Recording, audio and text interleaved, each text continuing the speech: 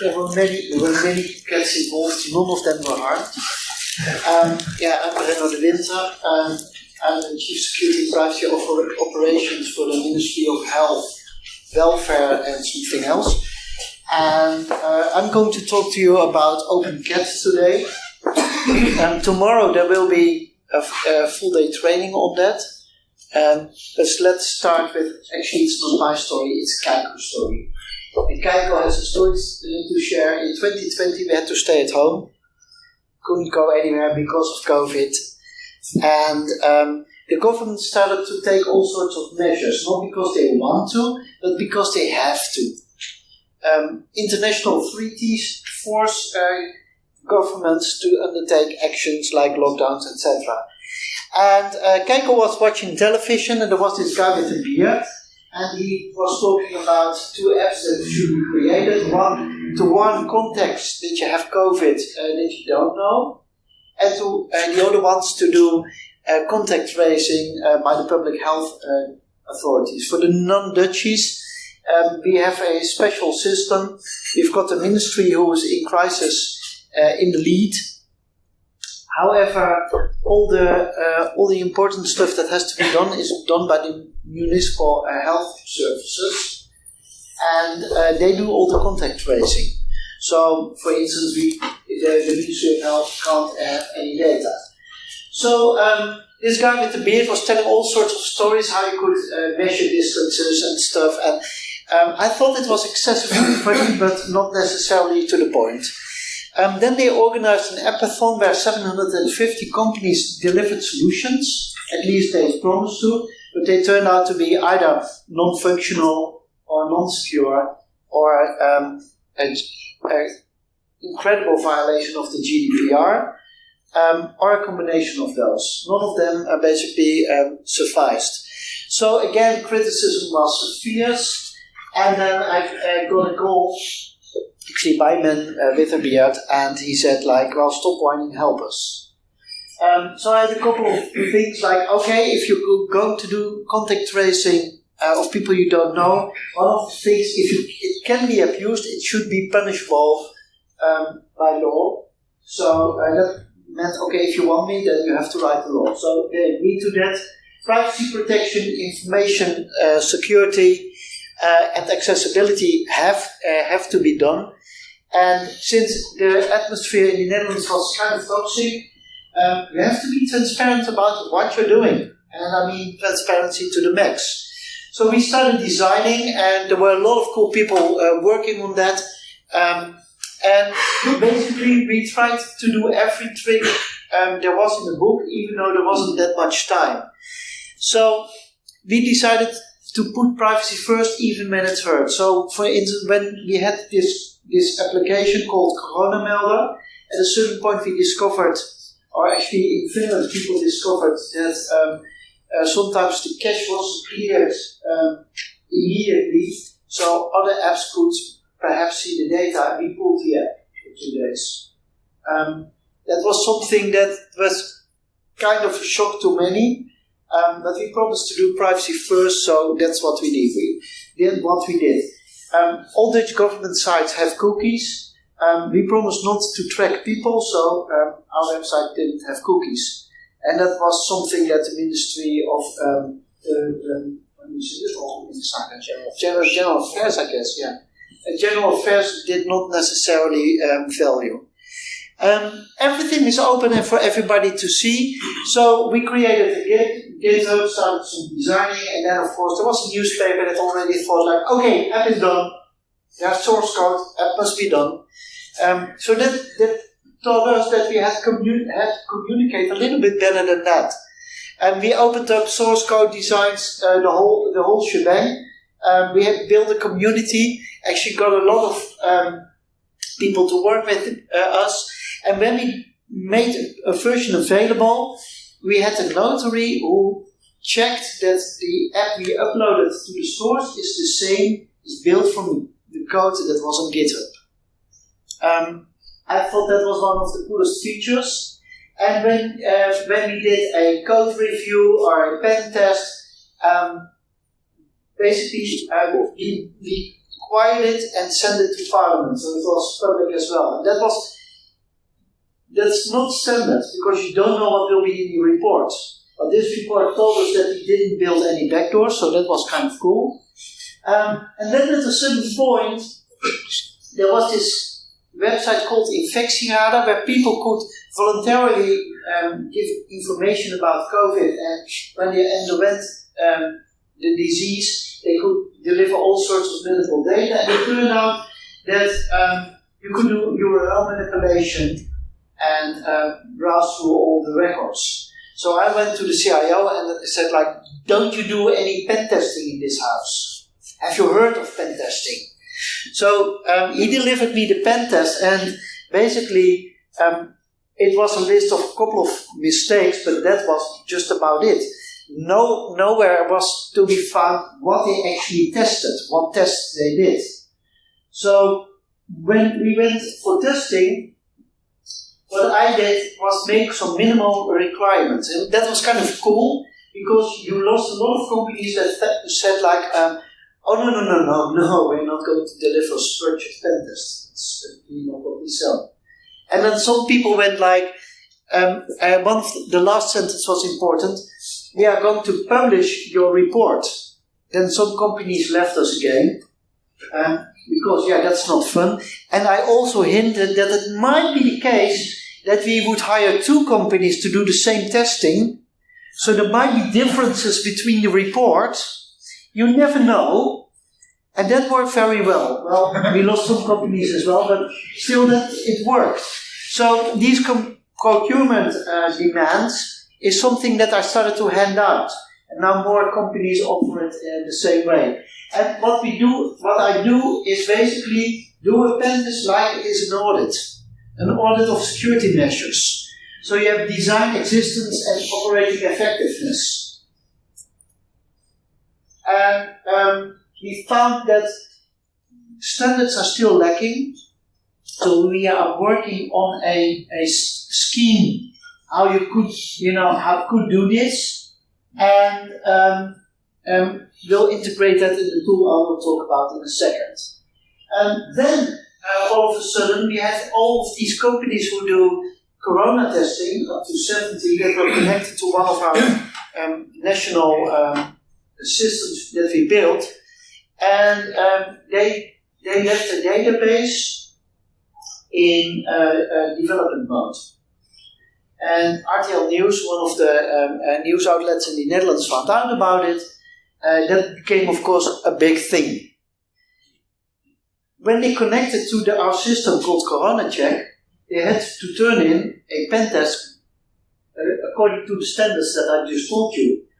How can you pass WSTG if you have a database in development mode? So that was an interesting question. But then all of a sudden Parliament said like, it's crazy that the minister is not doing the pen testing.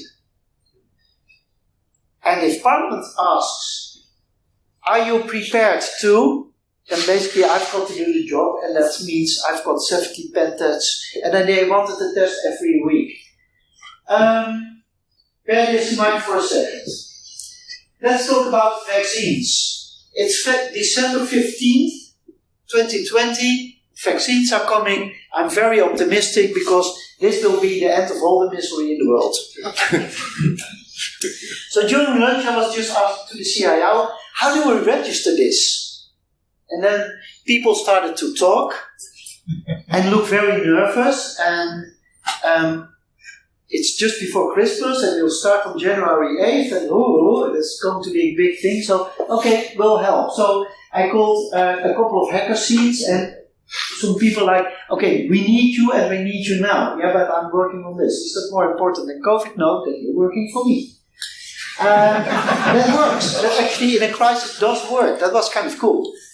And a lot of people started joining us, and the soap dispensers got all sorts of things with it the same day, strange notifications. And then management came, and manager said to me, you have to be aware, maybe the army will start to deliver the vaccinations. Not with M16s Not with M16.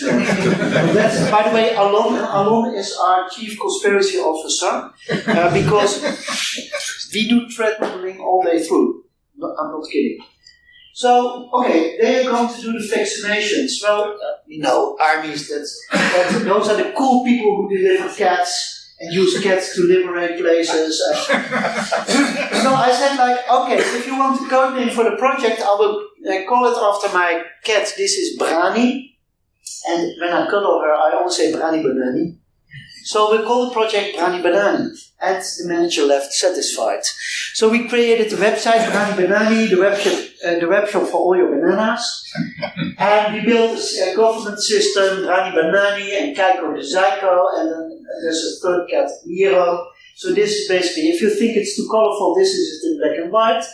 And then, of course, Keiko is complaining, you can't call me de Zyko. The other cats say wow, relax. But then the same manager came and everything worked and we made it happen. And we actually started the vaccination campaign 2 days earlier. Then the manager came naming things after cats is stupid. So we started to call systems Harry 3, 4, 5, 6, 7, 8, 9, 0. Then I thought but Harry is so male, it should be more inclusive. So then we started with Ines 0, 1, 2, 3, 4, 5, 6, 7, 8, 9. Somebody of a service asked what happened to Harry 1 and 2. Where he said, that's a very sad story that we don't want to talk about. Then a guy with a beard said, those cat names, that's actually pretty cool, let's keep them. So as of that moment, we decided to name everything after cats again, because the minister said, Where's the beard? Yeah, he lost his beard there. Okay. That's a big story there. So then we had this whole thing that we had to prove that you'd been vaccinated, and let's be very clear, nobody wants a QR code. The only thing that we do want is you want to travel. So you need a green screen. Well, if you look what Europe demands, that's kind of a lot. So we said okay, but that's not going to happen for restaurants, etc. So we only asked that. Again, privacy first and the rest will come later. But that means another system. And for every solution, for every exception, we have to have a solution. So that means a lot of extra systems. Bam, another range. Then they said but we are a kingdom and we've got 3 other countries in our kingdom as well. So we helped them out as well. And we had to do really a lot more work than a small team could handle. So at a certain point I started to realize this is not going to fly. Somewhere things will go wrong. So then I started thinking. Basically, what we do in security is doing the same things over and over again. When we write a pen test, we started to do a lot of the things manually in the report.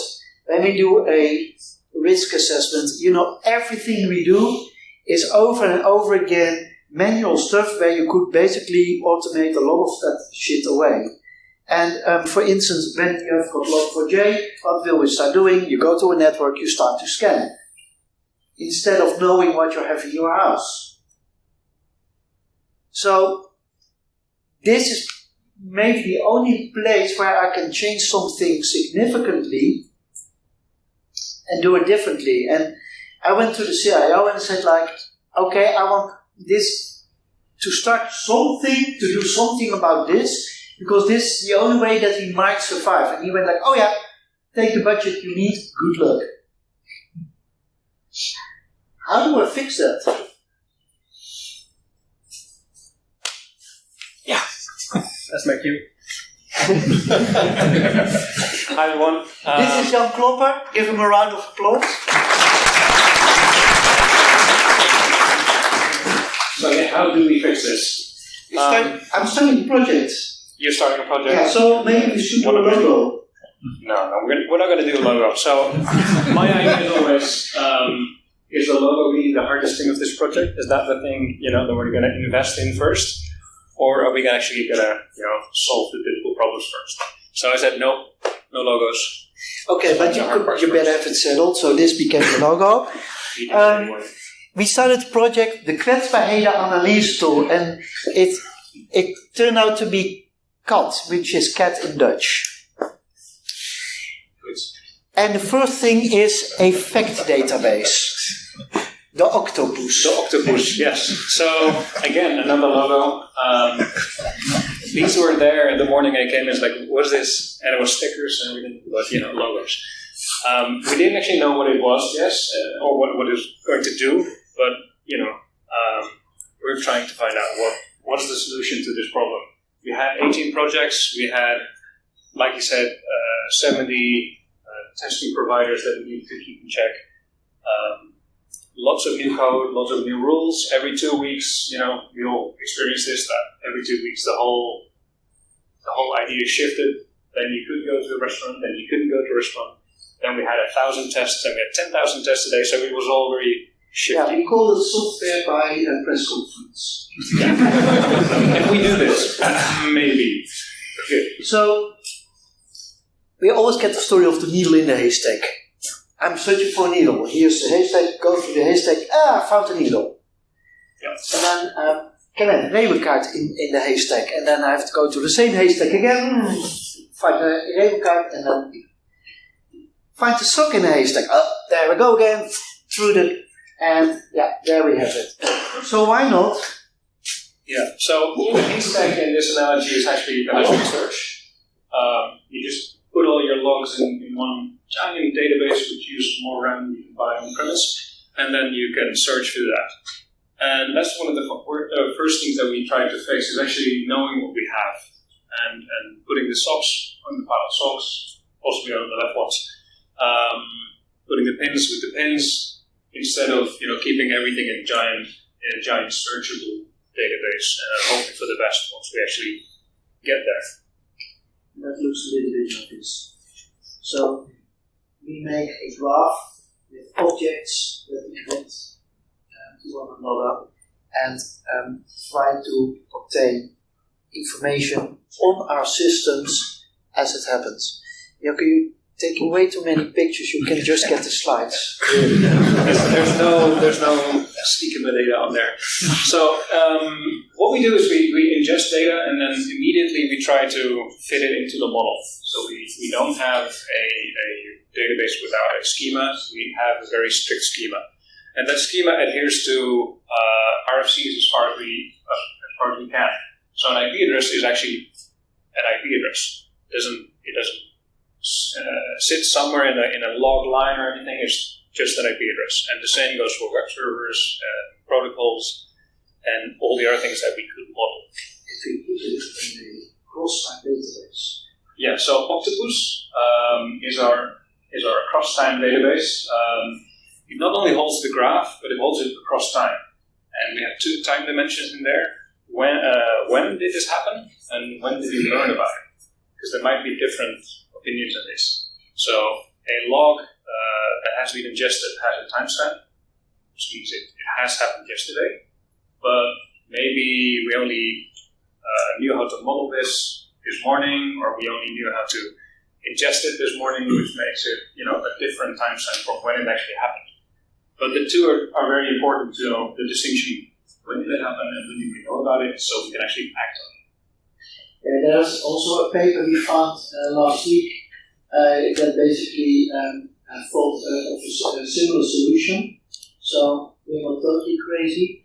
And then everything we do is what we call forensically sound. So every step we take, we create a hash, and we have the hash signed by an external party, so we can prove that at a certain point of time, something passed through our systems. So instead of having the pen tester who said this is wrong, and this is something you should fix. Why? Well, it was 3 a.m. and I dropped a cup of coffee on my keyboard, and all of a sudden I was rude. Cool story. Cool story. Cool story. Can you do it again? No. And what we try to do is record each and every step. How do we get to a conclusion? We separate. Yeah. So what we do is we take one of the objects from the graph, for example, IP address, and then we map it to a bunch of tools that might be able to do something with the IP address. For example, an IP address would lead to IP range using the correct tools, nmap or something, or OS information, or anything else. So you can use an IP address and then containerize a tool and run it. So you have the input data, the IP address, you have the moment when you did it, you have the image, the actual software that you're using, you have the output, and hopefully you will also have the detailed files of network traffic being generated. That looks a good question, Keiko. That looks a little bit like this. And are we going to change the Dutch word? No, never. But we have boefjes. Boefjes are little rascals that go out and fetch data. And that's all they do. So they go out and fetch the data. So they don't have an opinion on what's in there. Nmap should not be telling you which ports should or should not be open. It's not an Nmap business. But that's one of the things that we see with a lot of tools is that they already know where they want to go. For example, security software, they want to give you an answer on where your problems are. And to do that, they obviously find the easiest route to get to that answer. Internet.nl, you might know it. The goal of Internet.nl is to give you 4 checks saying, okay, this is okay, this is okay, this is not okay. But by doing that, by actually working towards that answer, they're going to not take all the sites that they could. And if I ask you how many of your IP addresses will Internet.nl actually hit while doing this analysis, you know it's going to do the IP4, you know it's going to do one of the IP6 addresses. That's it. And it's logical that they work towards their answer, but by doing so, they'll probably not going to test for Rabbit DNS, they're not going to test for AP, they're not going to test for other domain names pointing to that IP address, because it's not interested for the simple answer they're trying to get. And what we do is we don't bother ourselves with the answers, we just take one step at a time. So we gather the data, put it in a document store, sign it, and hash it and then sign it. And then we can always go back to that root data and prove it. Then we have whiskers, snoerharen, to segregate the data that we do understand and we don't. And the things that we do understand end up in the octopus. And now we have got a fact database. And yeah, so every object in the octopus, for example, an IP address, we found it somewhere in a log file or output from a tool or an API call that returns something. But I know where I found it. And I know the actual source of it. I have a forensic hashed timestamped output from the tool. I have the image of the tool with that. I know what it did. I know when it did it. I know what data it used to do actually that. And I can actually prove the whole chain of objects from a finding, which will come later, all the way back to, for example, a hostname or a URL that you as a user have entered into the system. To give you an example, you can have a domain name, owas.org, and it may have a security header. And for many tools, that's the end of the story. Yes, you do have a security header. Good going. We have a security header which may contain a whitelisted domain. So we've got a new object in the octopus. Now, when we start to walk through that whitelisted domain, we might find out that whole domain is not registered. So now you've whitelisted a domain in your CSV header, for example, which doesn't actually exist yet. No one's going to do that. We know no one actually doing that because it's a lot of work. You have to get all the CSV headers, and you really want to just say, "Yeah, you're doing great. You have CSV headers."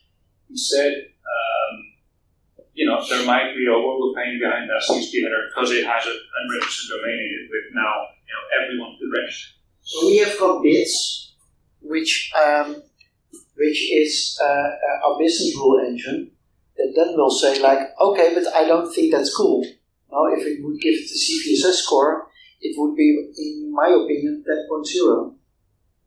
So, by separating all these different programs into little plugins, the boofs, all they do is get data, the normalizers, which might have an end-to-end relationship with the boofs, just take the data, parse it. It doesn't matter which tool actually delivered the data. An HTML file might have come from a zip file, might have come from the web, might have come from a local disk. I don't really care. I can obviously just start scanning it for e-links or anything else. Octopus does the tracking through time, over time, which we can also use to see, if things have changed over time. Things that might not be a security issue per se. There's no register in the Netherlands, which I would say is a security risk. But I think you'd all agree that if the register of your domain name changes without you knowing it, you'd probably want to know, right? So all that ruling is done in the business rule engine, in the bits. So these moves, we've got the community making them. Tomorrow we'll make new moves. Moves you put in a catalogus or catalog, and you can turn them on or off. But it also offers us the possibility to do all sorts of different checking. For instance, are you sticking to the W3C standards or not? We already told you about bytes. That everything, of course, is not off-wicked. It's very important. You must say so. That we preserve documents there. Business rule engine that has also a very cool thing, the domino effect. Yeah, so business rules are not specifically meant for security detection or conformity. What they do is actually they look at the graph and just the graph and say, okay, if A, then B must also be true. And there's a whole bunch of graph theory behind this, but it's like materialized views in a database. If this record changes, then the other record must also change. And that gives us a lot of cool tricks. For example, if we see that you run WordPress, if we see the software object for WordPress, then we know that you must also be running these 1650 dependencies for WordPress. Otherwise, it just doesn't work. If A, then B. They might also be more complex. They might also be products of more of these inputs. So, for example, if we have a host name with an A record pointing to a IP address which is running a web server, then there must be a website available at that IP address listening at that host name. It's a product of a business rule. We don't need to see it. We can just declare it to be true, and then we can start scanning it. These business rules also can cascade onto each other. So, if, for example, your DNSSEC is not compliant, then they produce a finding saying DNSSEC is compliant. That finding feeds back into another set of checks that says, okay, is your security for DNS up to speed? Yes or no? If any of those checks fails, that one fails as well. It comes up finding. If that one is not running, then a bigger compliance issue might trigger, saying, okay, you're not NTA 7516 compliant, which is a secure mail in healthcare. And then a small DNSSEC issue, which is technicality really, trickles down through all the dominoes into a bigger non-compliance issue, which is for a healthcare provider quite a big actual problem. If you don't do NTA 7516, it's Corona check and all closure shutdown. That's basically the rules we set, and that's what we really do. So what we're trying to do is actually implement compliancy standards all the way down from the technical things all the way up to the actual compliance checks that an auditor would be able to sign off on. And we do that every day. We can automate all the scans every day. We have all the data. We have it forensically signed, so we can actually prove that you have been compliant or not for an entire year. Yeah. So that's the whole mechanism we've built. Kijker, you're right. Starting boofjes every time it's so tiring. So we've got, of course, an intelligent scheduler made called Mula. that will start roofs automatically and thus change the graph automatically, so give findings automatically. But how can humans use it? Well, we've got an interface called Rocky. Yep, Rocky is our user interface. Again, they're all named after cats, all the subparts of all cat. Also data compliance. Yeah, the ministry said so. In Rocky, we have a graph here. We can browse through the objects. You can see relations. You can browse through time, and more importantly, you can actually ask Rocky to get you a query resulting into a report. So this is the finding report, which is filled with examples, secret examples, and what it actually does is just query the graph at the moment of questioning for a specific timestamp in the graph's time.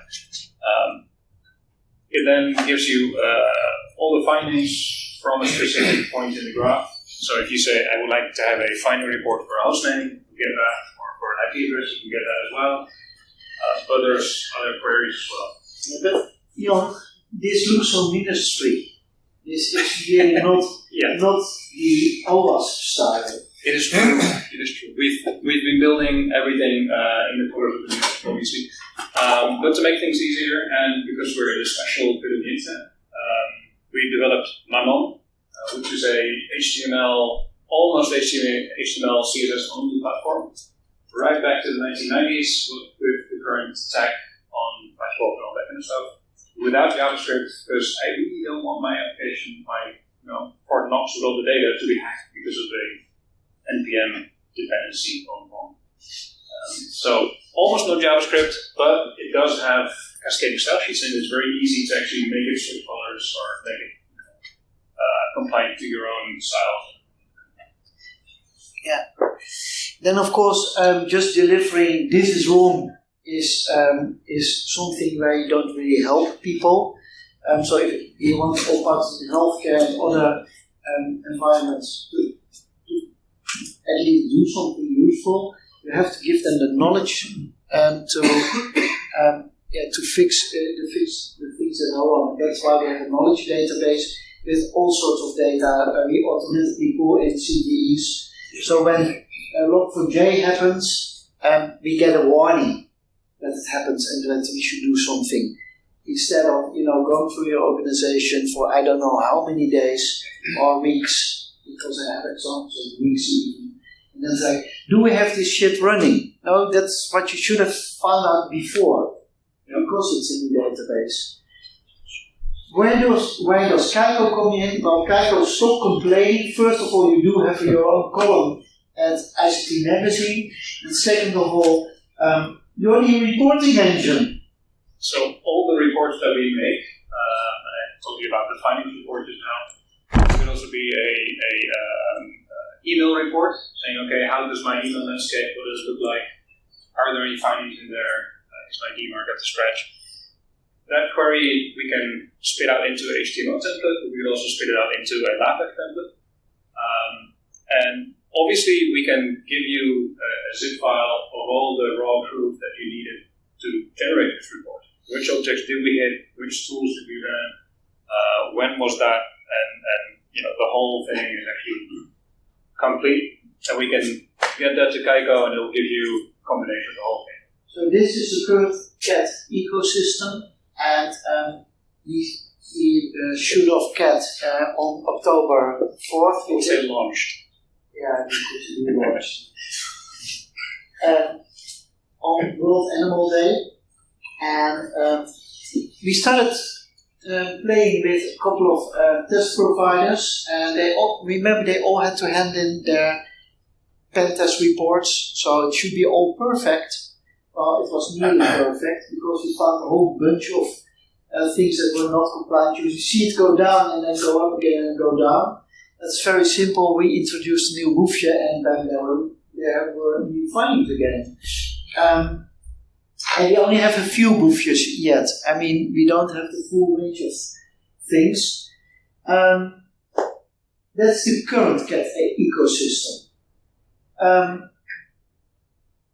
And then I found out if you talk to certain government bodies and they talk about their CSIRT or the Security Operations Center, they go like, oh cool, how many log files I've got and how much data I can process and how many people I can watch. Yeah, not cool. Privacy first, right? Yeah, privacy first, and we're the Ministry of Health. So we can't even have this type of data, because then we would start a patient file, a patient file. So this is not an option. So we looked for SIEM tools, and basically we found that there wasn't anything that would help us out. So I don't want to see my logs. I don't want all people to see all logs. I want, to reduce that to bare minimum. How can we do that, John? Fix it. Okay.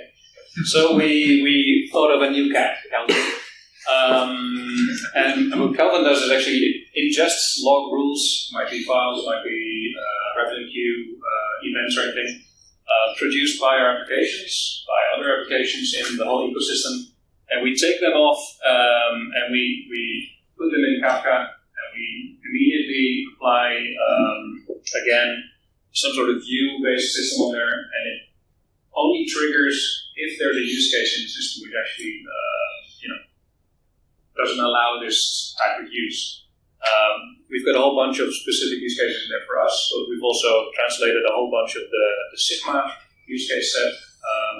For example, if we see someone knocking on the door on the web server and trying all different IP addresses or trying different directories, then we know that is the scanner use case, for example. And only then do we actually get the data, save it to cloud and make it visible to the SOC team. So only like we really need. It does mean that you have to do things a little bit differently, because if you browse the log files and you say like, okay, this is a little bit different, so we make a business rule out of that. That's not possible anymore. So my people need to be part of all the teams, listen in meetings and think like, okay, this is how we could abuse it. Threat modeling again. So this is also why we have a chief conspiracy officer and the team that will be part and help them think along the lines, what would be valid use cases? What is valid, what is not valid? Yeah, I'm not claiming you can't derive things from data. Probably you can. But let's start with, the low-hanging fruit. The first couple of thousand use cases that we can think of. I think we have got more than enough work, to watch the systems. So that's Kelvin. That will be open sourced early next year, because we're still, testing, working on it. We need to all of a sudden do a lot of expansion because there are a lot of new wishes. So that is going a little bit slower than I want to go, but that's always the case. And then there's one thing that we still haven't arranged, and that is automatic delivery of warnings, automatic delivery of reports in a way that is NTIA 7516 compliant. Well, what we have built for that is called No. It's very funny to hear, people having to change this. How far is Meow coming along? Is that almost finished? I had a consultant talking to the Dutch tax office in a meeting, and he said like, how should I pronounce it? And I said, Meow. So he was saying that every time he was referring to this project. That was actually. But of course, when cats communicate, they say meow. So that's our mail add-on. Let's not call it the mail server because it's. So the way we've implemented this, real quick, is Kat already does what we think is something interesting, and it's cascading of indemnification. So you set an indemnification on, for example, the website, and that cascades onto all relevant objects like IP addresses, the web server itself, port 80, port 443. So that kind of flows over the graph from that starting point out. And we use that to see at what level we can actually attack this resource. One, we just use open source intel. Two, we actually go and do requests ourselves. 3, we might use some brute forcing, fierce, high amount of queries, for example. And 4, thermonuclear warfare. We'll just go all out. Very interesting if we know there's a CVE somewhere, and if the level 4 actually cascades there, we might trigger an attack using the knowledge that we can break in. The same technique we can use to, and we're working on that the coming few months, is to actually cascade ownership over the graph. So a product owner for a website has ownership also indirectly over the web server that's running that website. On the other end, people doing maintenance on the servers, the IP addresses are there, the web servers are theirs, but their ownership also cascades all the way to the websites that are running on that day. So, I've done many incidents in my career, and it's always very interesting when it's 3 a.m. in the morning, and you're talking about a machine, and about, okay, what would happen if we switch that off? Who would be angry? And people not being able to answer that question. Because people claim that they have a configuration management database, but more than a claim, it's not. It's probably somewhat of a Excel sheet somewhere in a drawer. And if you don't believe me, again, log4j. Yep. So, then there is one more thing I want to talk about, and that is Otis. Otis is my newest cat that... and thus we had to find a new piece of software to do that. That's how it goes. Typically. And it's signing. I can, for instance, will have also risk assessments in CAT early next year. And you want, for instance, sometimes you have these managers say like, I'll take that risk. So I want to be able to say like, perfect, you'll stop the alarm, no problem, just sign it, and then of course let Keiko generate a report, a report of risk acceptance or something like that, and send that back through Meow to that manager, and then see how funny it still is. Because people want to accept risk, but not when it's documented and, of course, beyond any doubt. But you could also think of having a auditor signing or a pen tester signing and use correctly to verify if somebody is really a pen tester that has a certain amount of skills. So the idea is to get the report from Keiko with all the forensic data, with all the stuff that you need to actually be sure that is, this is the truth. Possibly even across a whole year, get that data, get that report, put it in front of a pen tester, put it in front of a compliance auditor, and have them sign through Otis with their HSM in their phone, have them sign that document. So we can actually say, okay, this auditor has actually looked at this and found it to be complete. Cryptographically sound, and a little bit different than when you buy a house in the Netherlands, because then you get an email with a link, and as soon as you click on the link, it's 10 times in the document, apparently you bought a house. So, or one of your Twitter followers did. Or one of my Twitter followers did. So then altogether, you can find on opencat.nl. Tomorrow there will be a training. Be more than welcome, because it's going to be fun. We're going to make a lot of reviews, and we can go a lot more in business rules. And go a lot more in depth. If you go to the website, it's the only government website that is definitely not house style compliant and not show cats. We'll eventually have to, get a compliance report on that as well. And then, of course, they'll make an exception for OpenCat, because Keiko should always be allowed to be there. Any questions? Every time you add a new module, do you have to get a new pet cat? Definitely. Well, we actually have. We accept modules from people who also send in the cat picture. So. Do we have to have the cat ourselves? We go to the shop and get a picture of, a fresh cat. Actually, there's a non-cat project that is starting, that started last week, a small project.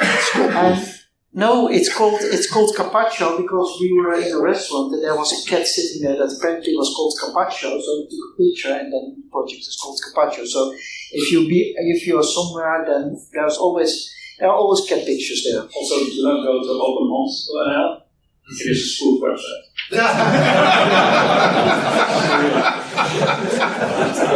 There's also, by the way, a website of free cat, but that's a scam. It's a scam. Yeah. It was online just a bit before us, but these things happen. I think I missed who bought which house. Everyone bought that house.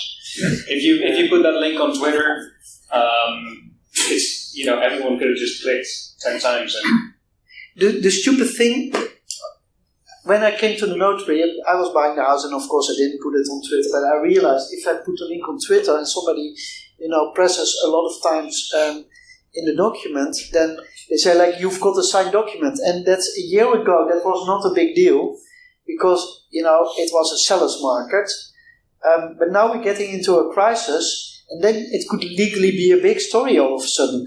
And when I was at the notary at the moment when he basically passed the legal documents and we were done and we had the keys, I said like, I think it's a stupid procedure. And he went like, yeah, I was amazed as well that we can do it like this. So I went like, yeah, but I'm paying you 3,000 euros to follow this process through. But this is, I think, a big security issue is that we don't stick to our processes. And maybe we could also tell us really quick about procedures. All right. So again, we use business rules to find out when and who we need to send a meow message to.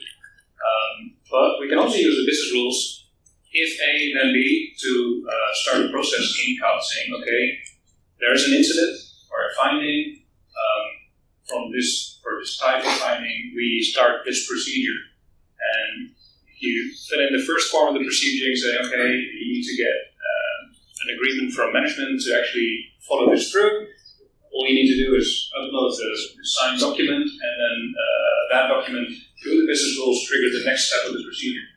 Eventually, the procedure completes either by following all the steps, and then you've accepted the risk or mitigated it, or maybe you've actually solved it, and because of that, you rescan it, and it drops out of the graph because it no longer exists. Right? Now here's the cool thing.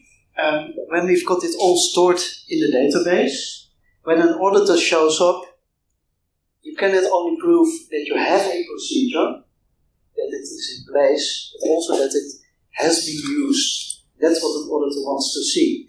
And, if the auditor comes, he or she can get the verifiable documents automatically generated. I don't know if there are people here who went to one of the easiest audits like a DigiD ever. Oh, it's works with the dentist. That's, the day before, it's a pain. Last time I found out that our information security policy of the department was too old. I found it out somewhere around midnight. So then I have to call the concerned CISO, like, I just sent you an email. Will you promise me that we will revisit this document the next coming weeks? And then I'm compliant again. If it had been in CAT, I could 4 months before that already gotten a notification. It's just informational, but it's going to be too old. 3 months before that, it's a low. 2 months before that, it's a medium. 1 month before that, it's a high. And as soon as it expires, it's critical. You're no longer compliant because the document you uploaded has been in there too long. And now I had to fix it. I had somebody who was doing most of the work. She worked 2 weeks gathering everything, making sure, and then of course you miss something easily. If you put it in CAD, then basically that whole problem disappears. It saves you a shed load of time, and that's only DigiD. And that's really one of the minor audits, because if you go ISO 27001 or NEN 7510, that's a lot more work. This is what I mean with automating all the shit away. And loving Kaiko. Thank you. Thank you.